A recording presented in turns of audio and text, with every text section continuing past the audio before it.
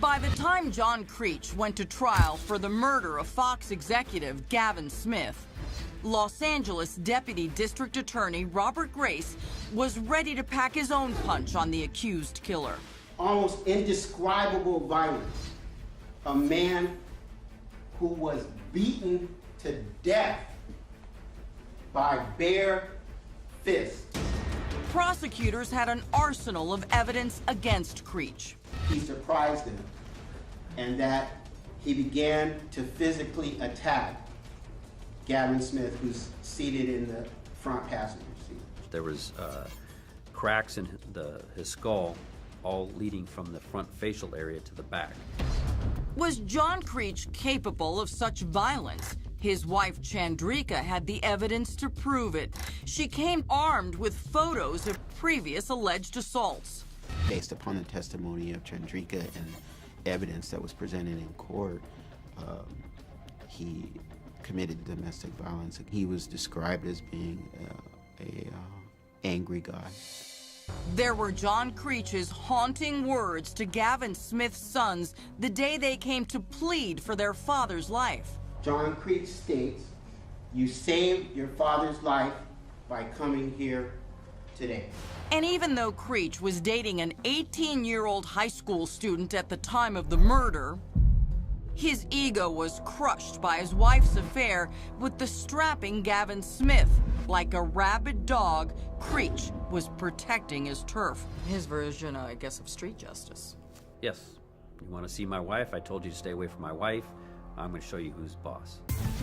Prosecutors handed a seemingly solid case to jurors, parading to the stand each and every person who had a hand in helping cover up the crime. The individuals that were involved in helping Creech to hide, none of them had prior criminal records. Not Stan McQuaid, not Jorge Valle, not Rena Lim, and not Chandrika. We gave them immunity in order to testify against John Creech. There was the DNA on Gavin's Mercedes belonging to Creech. The cell phone records putting the accused killer and victim together the night of the murder. They all are in the same location where ultimately the assault took place. Desperate for a defense, Creech tried to convince the jury he was attacked first. He's got a long reach, and he just pinned my head up against the ceiling. And at that point is when I pressed off. I was just like, I just went into, fight or flight mode. And at that point, especially when he bit down on my thumb, I really tripped out. Then the jury hears that Gavin Smith was wielding a deadly weapon that night. He approaches John with this hammer. It's on the top is a hammer, and then the end is an ice pick. And he approaches, and he runs at John with this weapon. No weapon was ever discovered. The jury had much to consider once it went into deliberation, but it took less than an hour for 9 women and 3 men to come back with a verdict. Generally a very good sign for prosecutors and the family of Gavin Smith, who want a first-degree premeditated murder conviction, potentially putting Creech away for life. I think it was deliberate. I think it was calculated. What prosecutors got instead would cause a collective jaw drop in the courtroom. We, the jury, in the above entitled action, find the defendant, John Creech, guilty of the crime of voluntary manslaughter of Gavin Smith. Not guilty of first-degree murder. Not even second-degree murder. But guilty of voluntary manslaughter. In this case, the jury saw nothing more egregious than a crime of passion. What was the family reaction to the jury verdict? There was so much proof for a premeditated murder. I just don't know how they could come to that conclusion. I was extremely frustrated by their verdict. My opinion is that they didn't like the fact that Gavin and Chandrika had an affair. I think the jury felt that he went back even after he had been warned. So in a way, he kind of got what was coming to him. I don't even understand that logic because there's no right to kill somebody. And adding insult to injury for the Smith family, not a single person involved in the cover-up will face a single charge or do a day of time. What should have happened to the people who helped cover up the killing? I think they should get prison sentences. They should, and here they're walking, they're skating, and it's just wrong.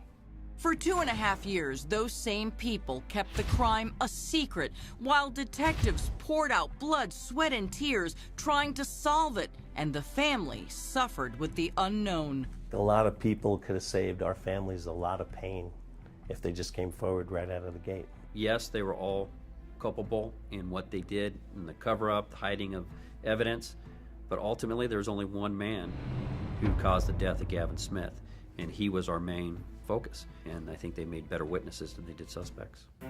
Creech faced up to 11 years for the crime. On sentencing day, Gavin's wife and oldest son unleashed a seething wrath on John Creech. I hope he spends every year of the 11-year sentence that I pray that you give him. He shouldn't be amongst us. He should be in walls like an animal that he is. Having your father brutally murdered and his body put in a shallow grave. Destiny. Even the judge expressed disgust. Your actions after meeting Gavin Smith are egregious, heartless, callous.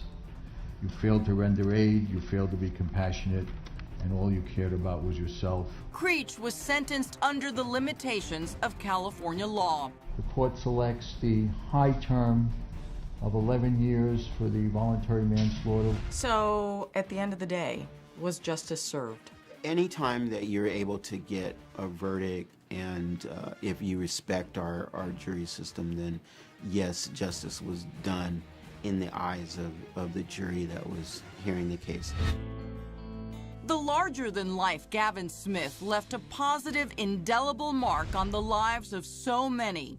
Who would have guessed a fall to temptation would topple this vivacious, towering figure? Nobody deserves to be killed because they had an affair, and if that's the case, there'd be a lot of people that would be dead in America. He wasn't some adulterer having flings here and there, and that just wasn't him, okay? Unfortunately, this liaison cost him his life. How would you like Gavin to be remembered? Smiling. Always happy. He was bigger than life. I loved him, and I missed him. But he'll always be here. Always. So many people knew about this death for so many years, and for only one person to go to prison and for only 11 years, it surely doesn't seem like justice. But we want to hear from you. Do you think justice was served for Gavin Smith? Tell us what you think on our Facebook page. I'm Chris Hansen. If you like this story, make sure you tune in every day to Crime Watch Daily. You can find where the show airs in your city at crimewatchdaily.com. Watch it live or record it on your DVR and watch it at night. And to all those criminals out there, remember, we are watching.